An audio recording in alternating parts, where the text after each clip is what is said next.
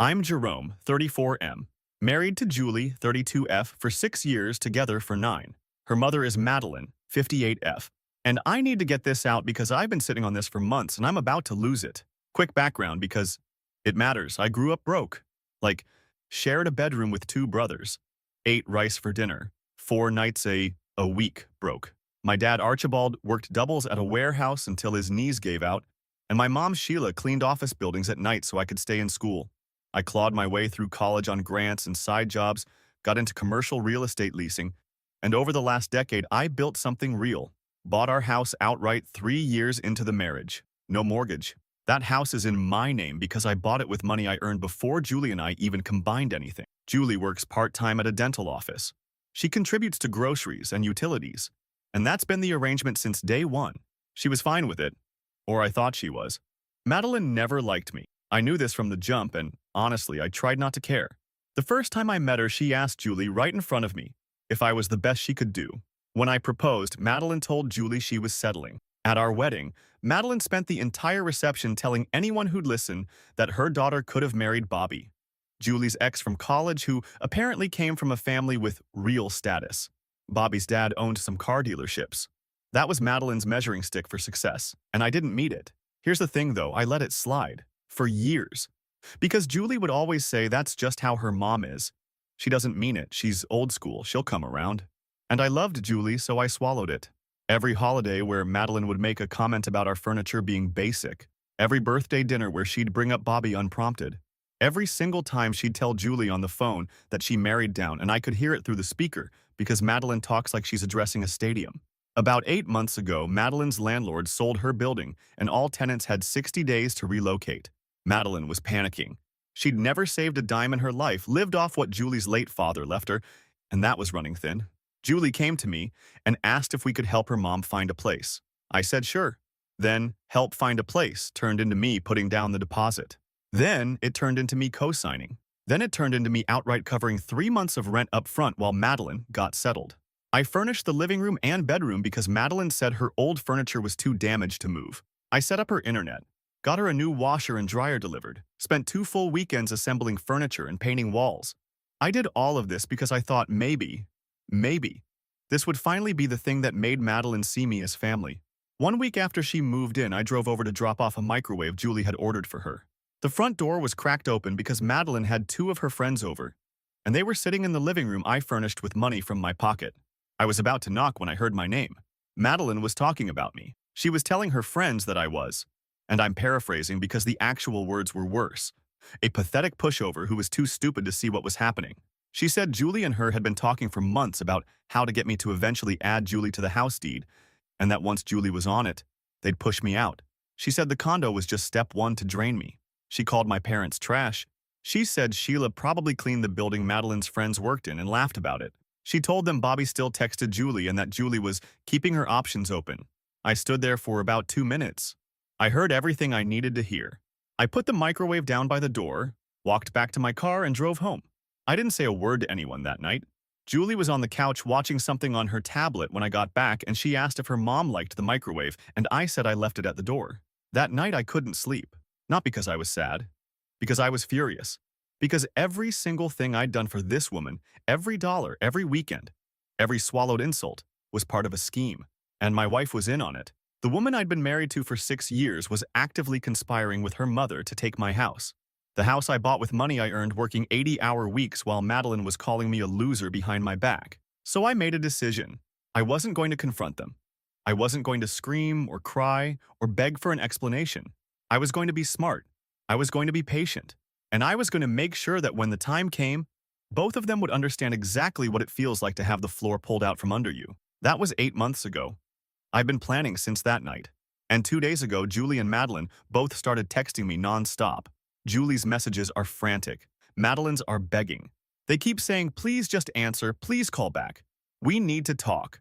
I haven't responded to a single one. I'll explain what I've been doing for the last 8 months in the update. But I want you all to understand something first. I'm not the villain here.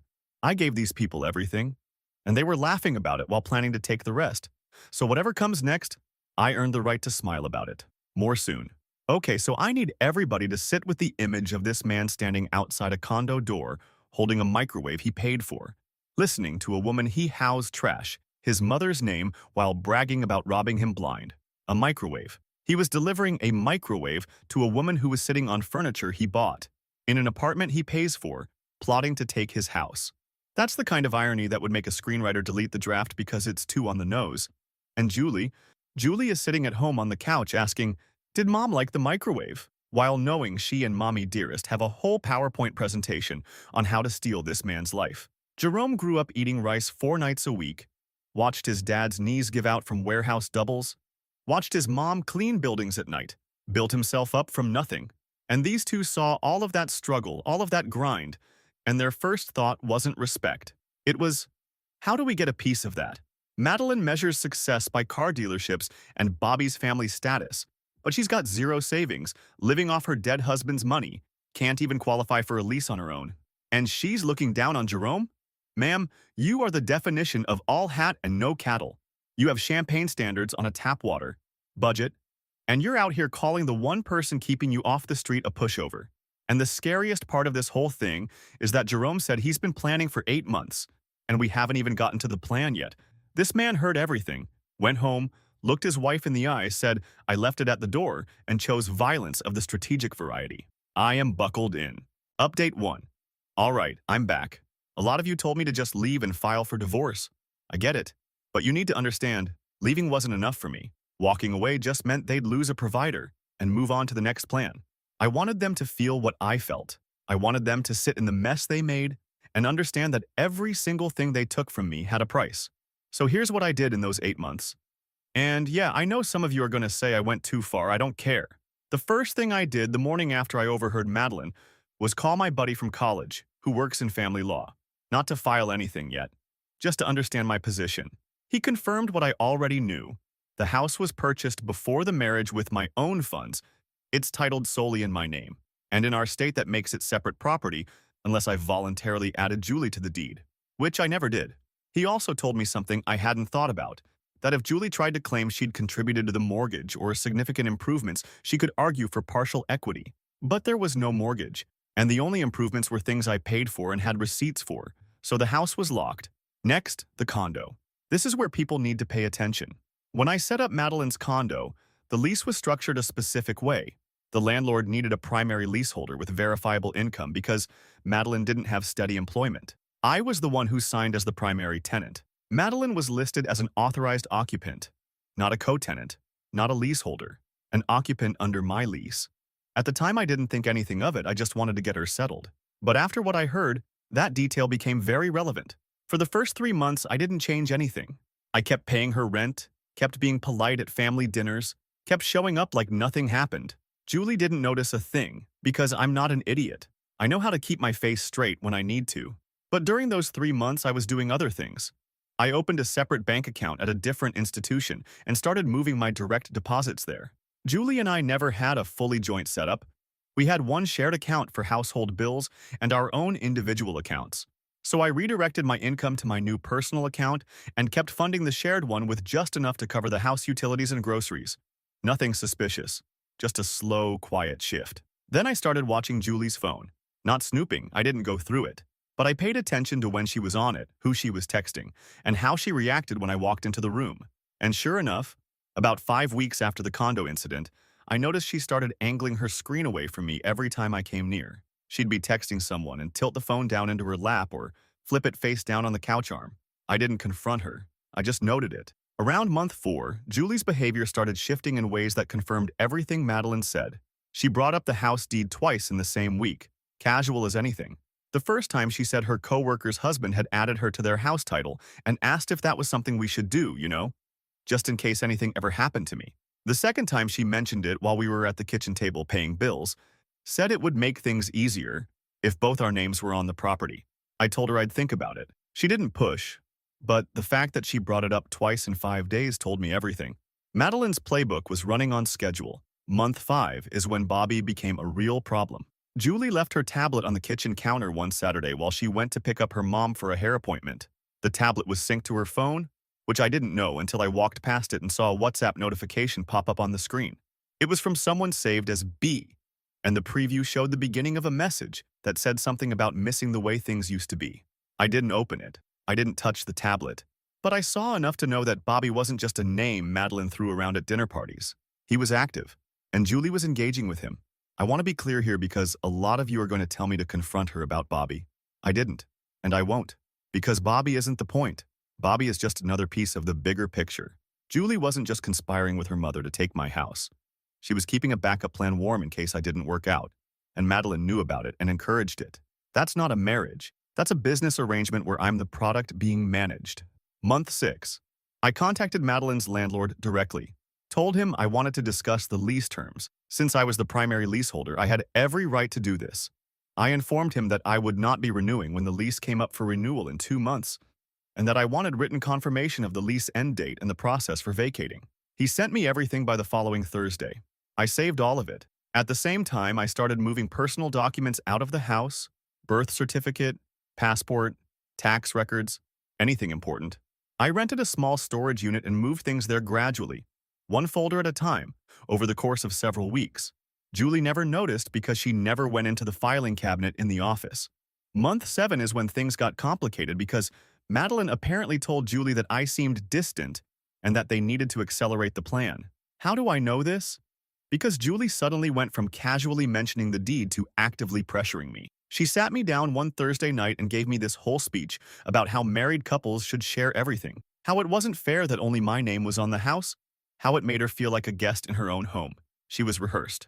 I could tell because she used the same phrases Madeline used when she was talking to her friends.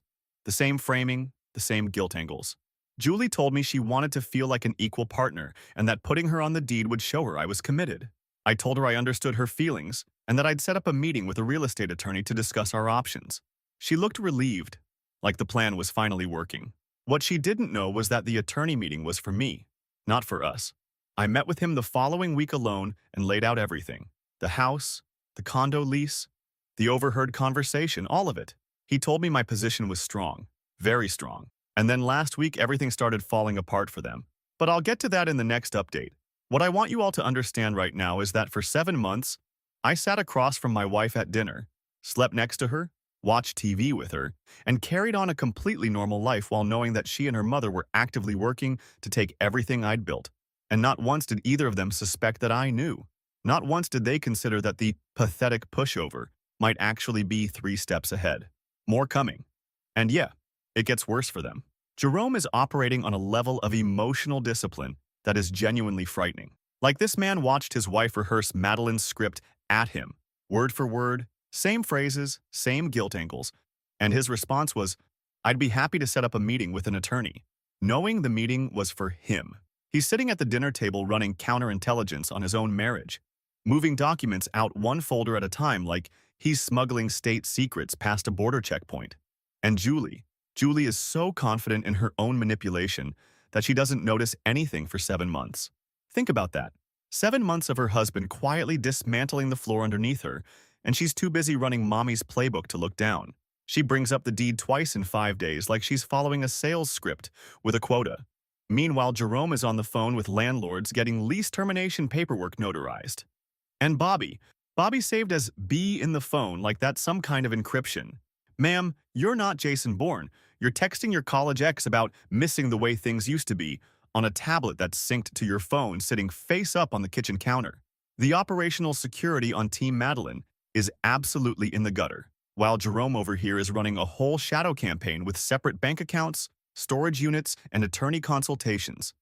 This is what happens when you underestimate someone because of where they came from.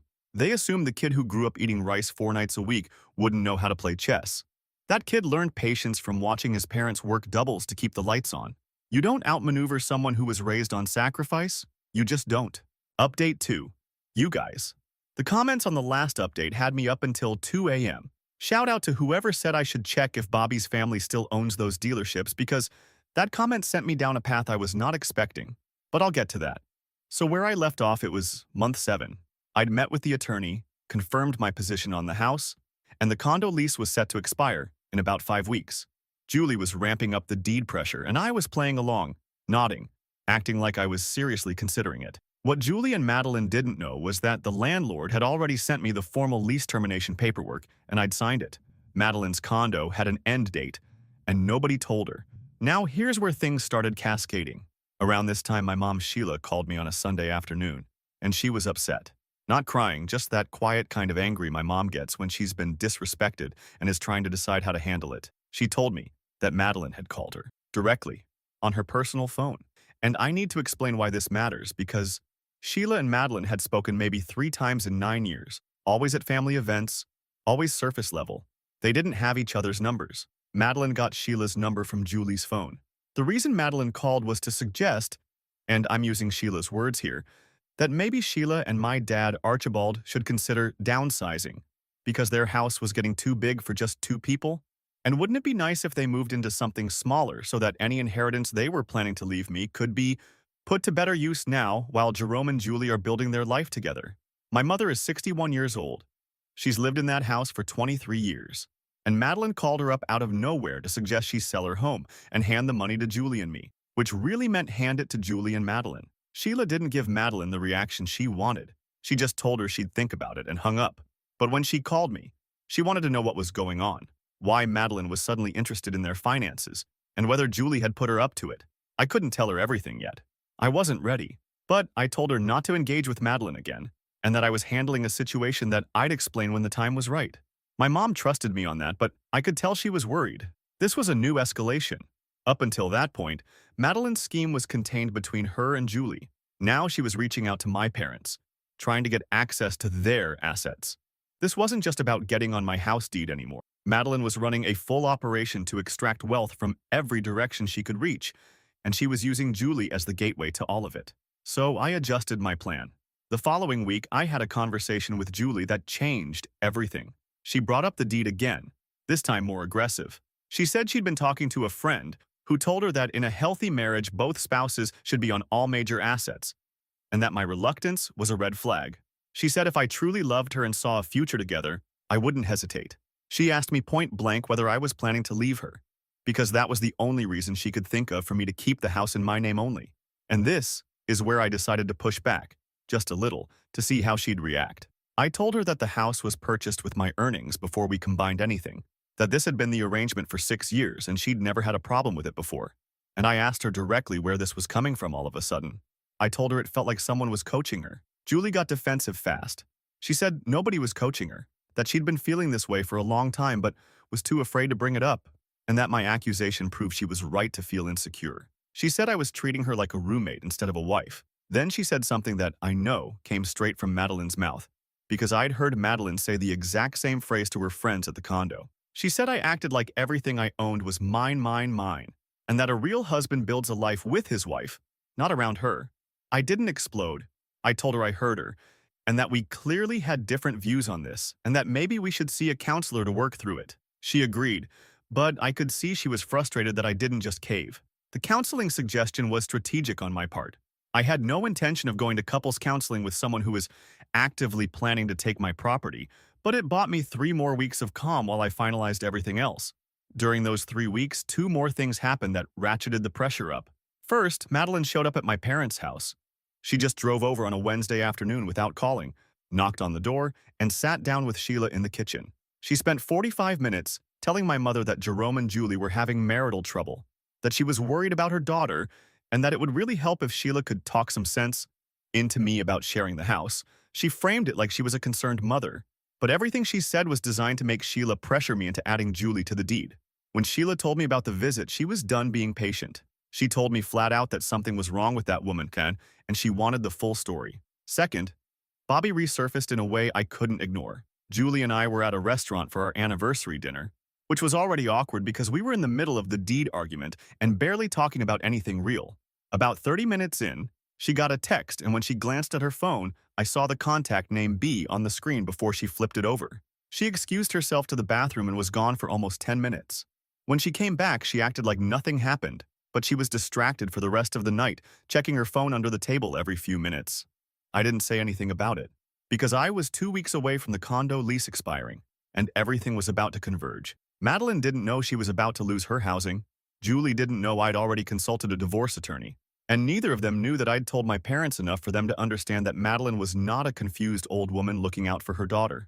She was someone who had called my mother trash, mocked my father's work, and orchestrated a plan to strip my family of everything we'd built. The lease expired on a Friday. I'll tell you what happened next in the final update. And believe me, it's the part I've been waiting to write since the night I stood outside that condo door with a microwave in my hands. Madeline called Sheila, a woman she's spoken to 3 times in 9 years, to suggest she sell the house she's lived in for 23 years and hand over the inheritance early. I need everyone to fully absorb the audacity of that phone call.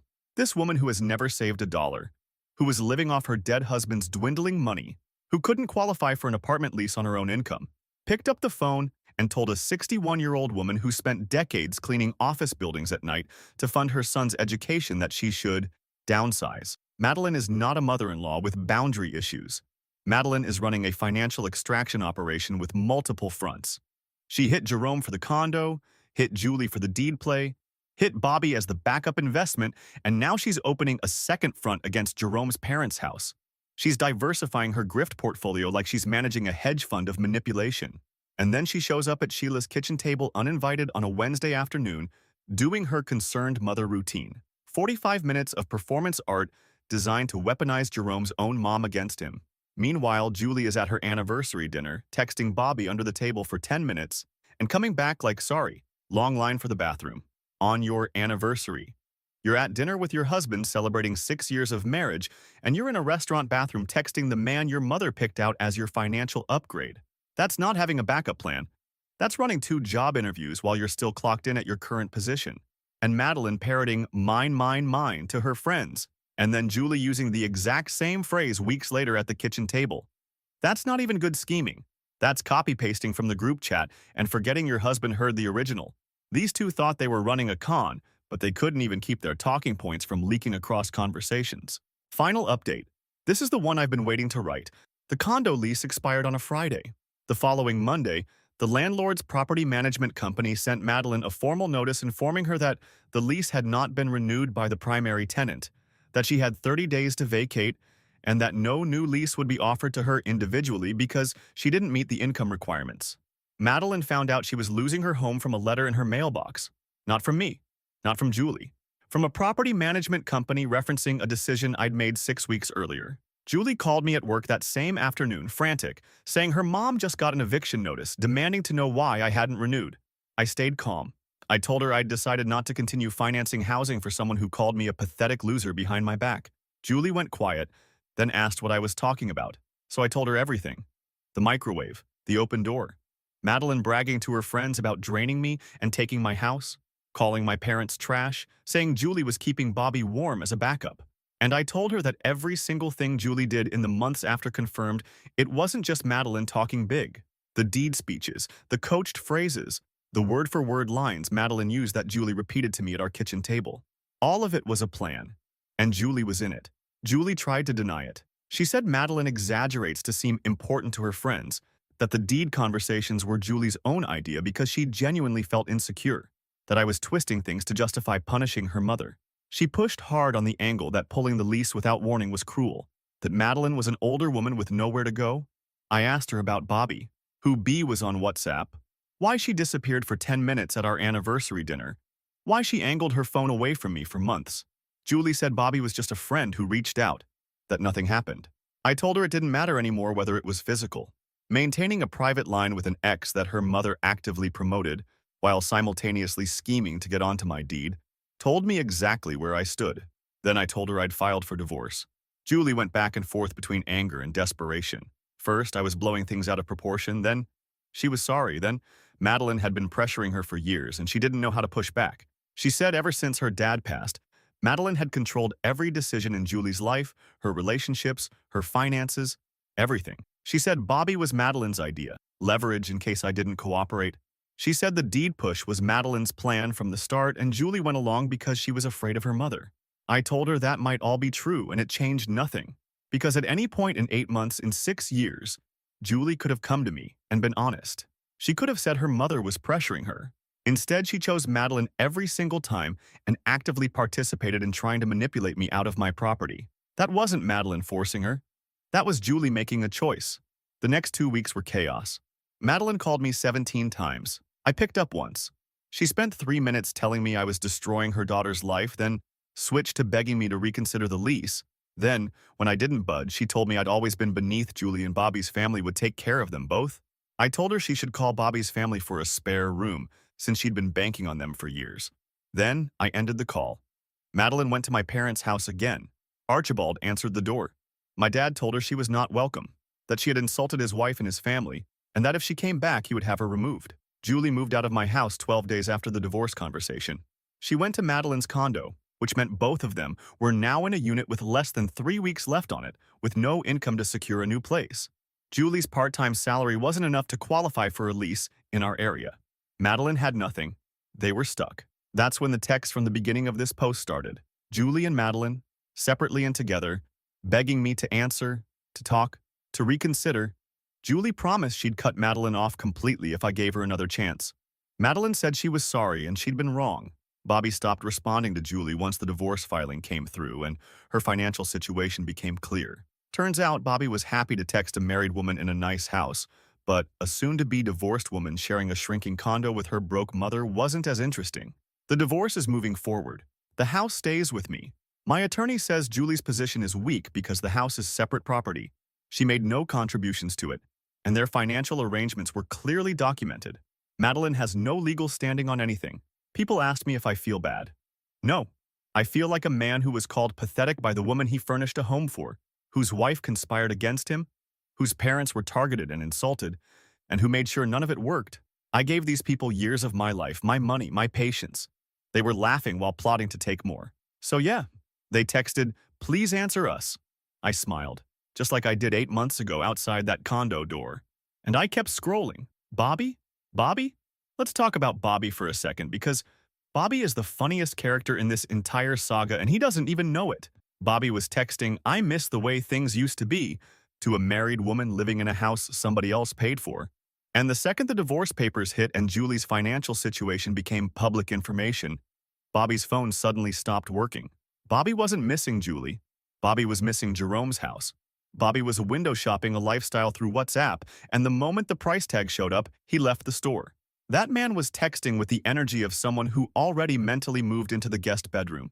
And when he found out the guest bedroom was actually a condo with a 30-day eviction notice, and Madeline sleeping on the other side of the wall, suddenly his thumbs stopped functioning.